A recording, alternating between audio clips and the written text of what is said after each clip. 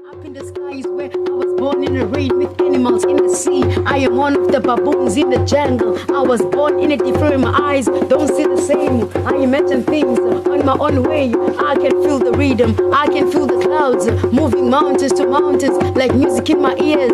I can feel the sense of your heart beating the drums. Ubuntu ngabantu, Ubuntu ngabantu. I am a poetry that speaks the mind of an evil forest, a poetry that demands what it takes.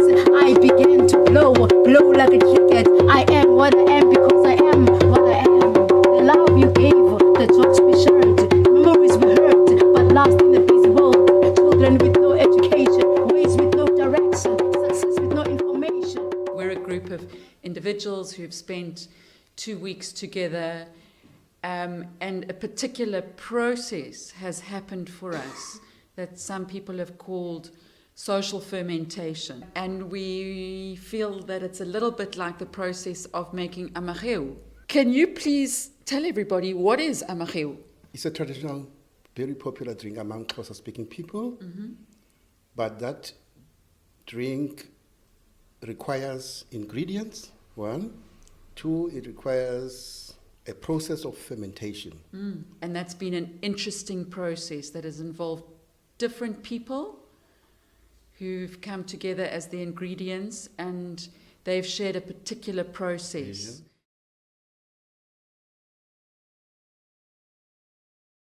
So when you make amageu, the first thing you have to do is to assemble the ingredients. True story. Decide what you need to make this special African drink. So I think it's also very important, the quality of the ingredients and the diversity in the ingredients. Beautiful, individual, different colored pieces of corn from all over the country instead of one genetic strain of white seed that all looks the same. And I think that's what's made our amageu so delicious. I am a connector. I move between spaces and find people with similar interests and then move on to the next space, and somehow that just creates these networks that links up different people in different places. And that's kind of what happened here. We all just put out the word, and different people were attracted to the call because they knew this was a dish that they wanted to be a part of. The process of us being mixed together as ingredients to make amageu, how's that been for you? I'm seeing it differently from a different perspective that I normally would see it. Because it's normally usually my age group or just like a group that was younger than me. But now it's like a mix between my age group and my dad's generation. Quite a shift to come into now. It's a whole group of us, and we're in this thing together, and we're bringing our experiences, our different life paths.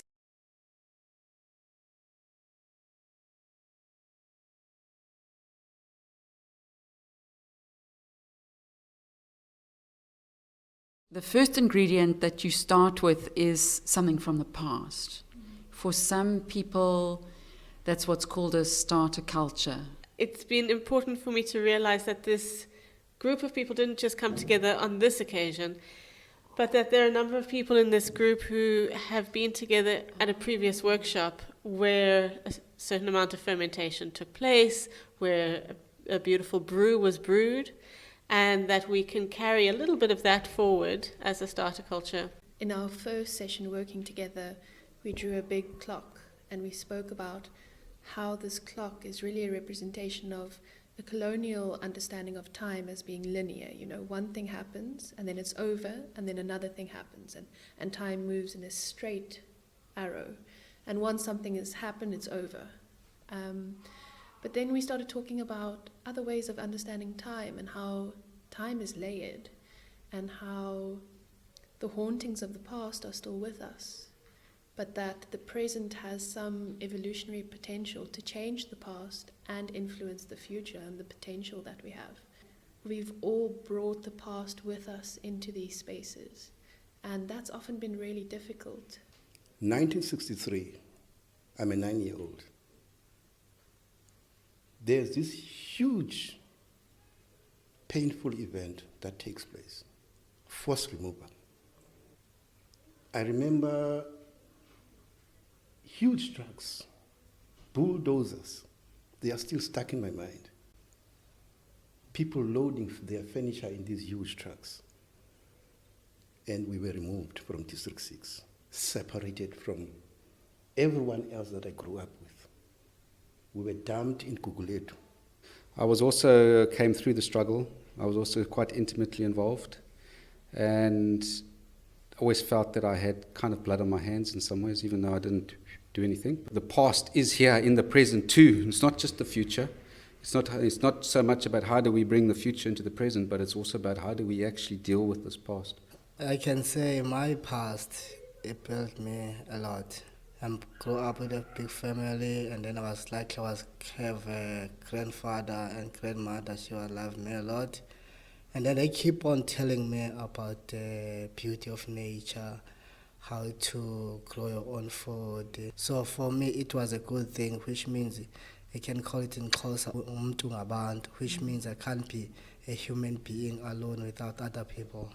The urban-rural divide is a big divide in our country. We have become those that have been damaged by that separate development approach that the old system had, that, you belong there, they belong there. That's one history in our country that's not going to be easily wiped out. It's only by accessing that little bit of the past and bringing it into the future and giving it the potential and the other ingredients that we can grow something new. Remembering that history, acknowledging it, if it's painful, if it's traumatizing, if it's guilt, if it's joy, all parts of it need to be acknowledged and reclaimed. Realizing that not only acknowledging our own histories, but acknowledging the collective history.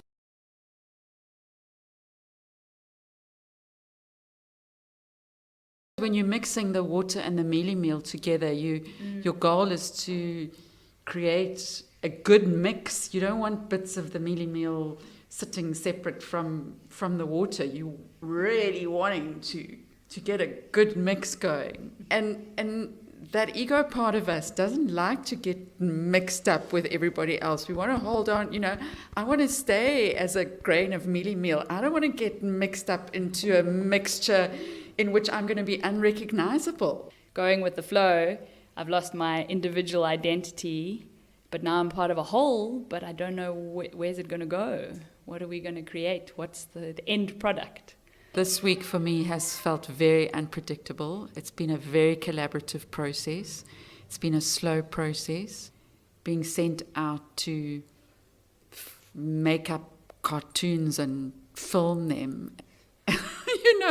That's not normally how I operate. I operate with a much kind of clearer agenda of let's get the job done.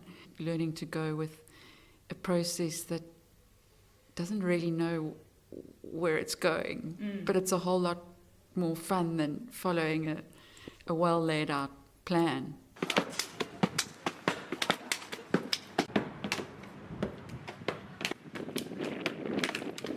A key element for me has been for this week reconnecting with play, and so we weren't going out on assignment. We were going out to play games, and we've had such fun filming different images, powerful images, but also beautiful images, unexpected images, fun images, intriguing images. Unlocking the creative in us, which is so suppressed. It's about finding the artist that is in all of us and bringing that out and creating something together. How do we work at collectively creating this journey, this artwork, in a way that lets go of our ideas of what it should look like or whose story is more important? So it's a fascinating experiment. The sky must rise! Learning differently. I learn by doing, I learn by observing, So for me, it's a lifelong thing, learning. That kind of brewing that was happening, Like, everybody has their hands in. Everybody takes on that role of the director or the manager at some point. So we're all, learning by experience. We're all experiencing those challenges. So what we're getting out of it a lot easier to digest because we're all seeing it from different perspectives, but we're all pouring back into it at the same time. So it just really seems like the perfect space for learning and growing and sharing.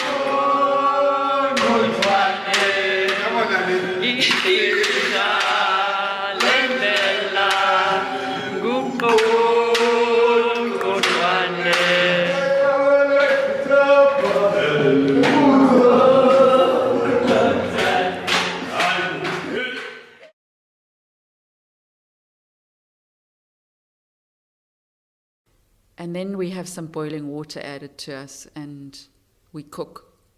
So things do get a bit hot. That's a part of the process that's often turned down. I think we have a tendency to weaponize positivity, to say, no, you're being negative. Let's be positive, let's be happy, let's be nice. It felt really uncomfortable. I think there were a few occasions speaking about race, speaking about apartheid, speaking about masculinity, where things became really uncomfortable. My grandfather used to tell me, you must look after your words when you say things in public. Things need to get uncomfortable and ugly. Things need to hurt, and we need to rub up against each other in this process of making this concoction.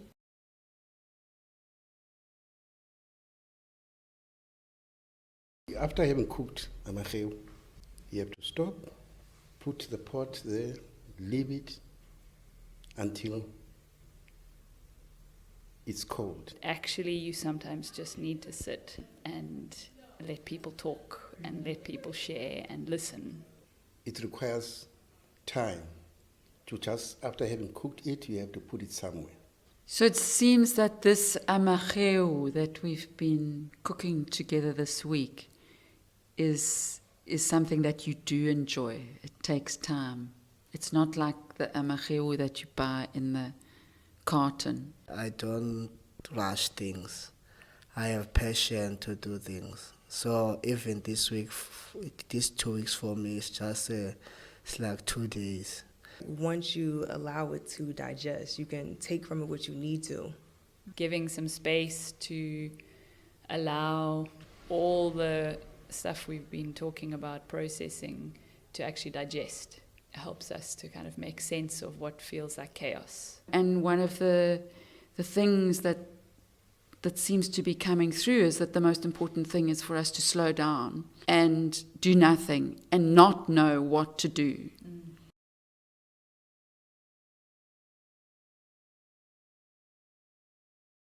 We came up with so many different ideas. We put them in the pot. Now we're beginning now to remove some of these things. I think a lot of us have felt completely overwhelmed when we look at all the amazing, brilliant ideas we've all put into this massive pile on the floor, and it's the muchness of it that's so overwhelming. Yeah, I mean, there's a lot going on here, but the fact that we're all sharing that workload, I think that it makes it a little bit easier for us to get through. Sieving is very important. It's an important process. Because by doing so, you are refining this drink.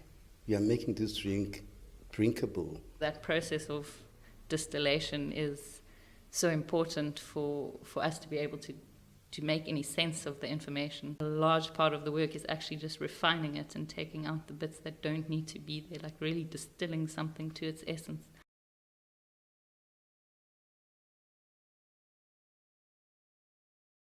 But this metaphor of the fermentation is such a deep message of trust the process, allow it to happen, allow it to bubble. What's come out of this workshop is really about space. We talk about this space. So it's this space that is open without an agenda. And for a group similar or diverse or whatever that can connect with that space and develop something collectively. It's been very, very good to connect with people who originally come from the Eastern Cape and witness how they've rooted themselves here in Cape Town. And this has been an inhospitable place to them. And yet they remain determined. I've decided that the small spaces that I've got, or my small space at home, I'm going to prove myself there. I'm going to change that space, and I've got power to change that space. What you're doing is more about using land creatively, and using land not just to produce vegetables, which can either be eaten or sold, but it seems like you're doing something much more than that. I've realized there are the schools, there are deserts. I want to leave a legacy, so I'm going to use it. The way you're working challenges us to think beyond the limitations of owning land. Something that was very powerful for me in visiting Ezra and Vuyani's gardens yesterday was that is what they're creating. Like those garden spaces, we all felt it very physically. Like when you walked through the school grounds, it was chaos and busy and madness. And then you just walk through this gate into this most amazing paradise of a space. And it's just quiet and still and nurturing and beautiful and nourishing. And these spaces that are being created, these gardens, are actually what is enabling us to create new stories. Truly inspired by the work of Ezra and Vuyani, that it can be done. Even in the deserts, we can create these beautiful spaces. And it feels very unjust that some of the people who are working hardest to look after this place are those who are continually marginalized and not given support. If you think about all the money that goes into keeping Kirstenbosch beautiful and the suburbs beautiful, where's that level of support for the spaces that we saw? I also found Cape Town, and do find Cape Town, very challenging. And I'm from the Eastern Cape, and I feel far more at home in the Eastern Cape. I'm actually here because it's difficult to be here, and for the reasons you're describing.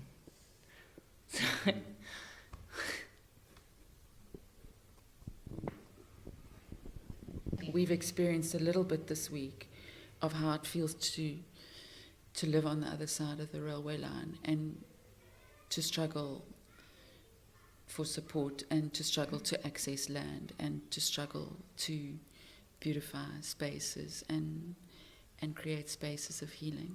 One farmer, 2 hectares. One One farmer, farmer, 2 2 hectares. One farmer, 2 hectares. One farmer, 2 hectares. One farmer, 2 hectares. One farmer, 2 hectares. One farmer, 2 hectares.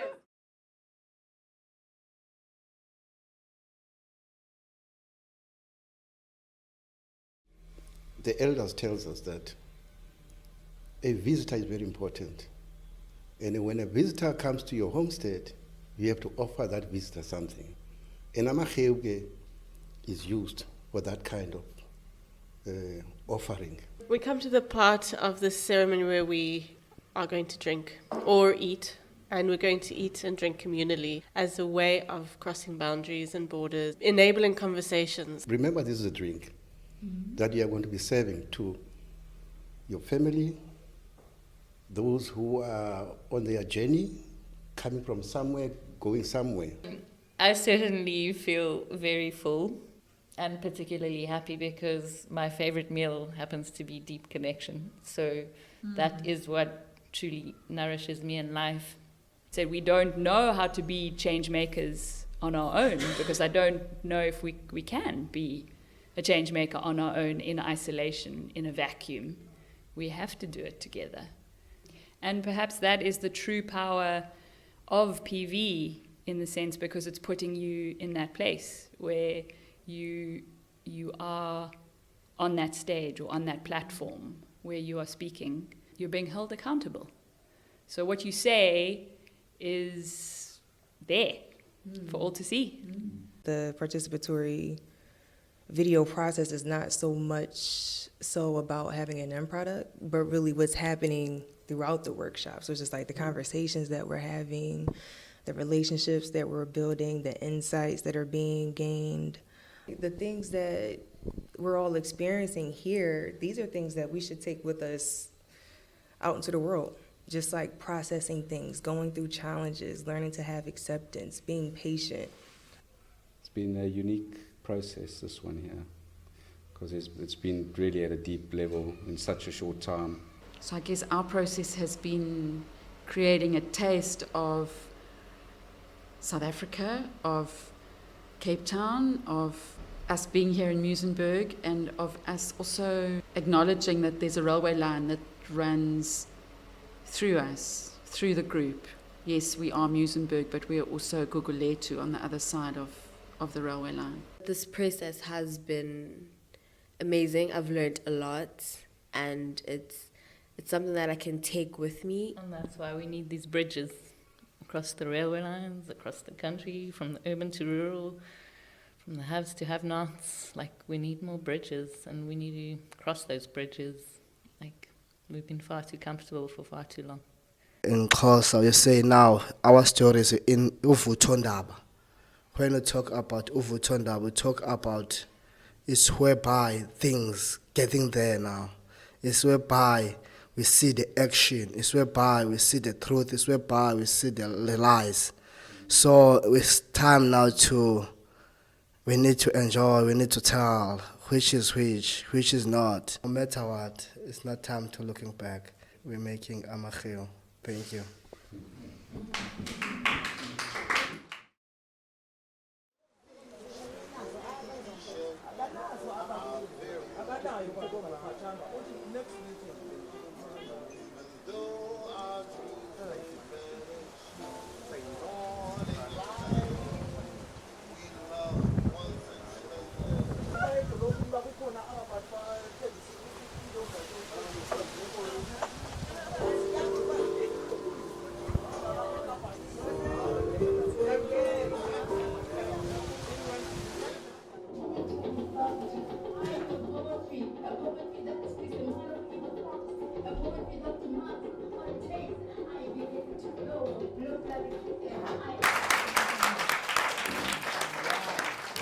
What I've taken from this, I've taken the understanding of what we as a society are going through individually and as a collective, and more or less looking at the metaphor of the actual machil being made and aligning that to what we currently are going through. It's bizarrely beautiful, and I like the fact that each individual is sort of like changing the narrative of what the past used to be and where we're at now, and maybe looking forward into what the future may hold. So pretty much ikamba no liyaqama ne, and zininzi izinto sezokwenzeka, not just with abantu abalapha. Izokhula le nto siyenzayo andenza yintoni. As nani benibukele ividiyo nabona bana kuthethwa ngezinto ezizokwenzeka, asazi bazokwenzeka nini, but then the mere fact that we are all here and we all one, it means that it's already starting. Molweni, ngunomonde kaButhelezi. Ndingumakrila isiduko umambamba uthangane urhaso. Ndingumfama ongenamhlaba. I'm a landless farmer from Mfuleni. So I will try to be as short as I am. There's a lot that stood out. The 2 hectares, 1 family. I'm saying 2 hectares, 1. I need that 2 hectares. I'm a landless farmer. Yes. You know, one of the things that stood out for me most was the corn, the colorful mbona that was held there, and the color of the machel. I grew up with yellow maize meal, without giving away my age. But I grew up with yellow maize meal. But today I am cooking with white maize meal. There's an advert on TV that says white something is the clever choice. And now I am thinking, where would you get white corn? And what process did that corn have to go through to be that white? And yet I'm saying it's the clever choice. So how is it a clever choice? I'm watching the video, and what I see on the video is like people have a common goal. People are working together towards something. Yes. I see a Makhewu, people putting like effort, all of them together. And I've been hearing over and over the people over the railway line. Yeah, they are working together, and at the end they've got this end product that is involving everyone. Yes. So which simply means that now they are breaking that barrier between the people over the railway line. You understand? Yes. People that was taking this thing for granted would also be curious, what is this Makhewu? Let me taste it.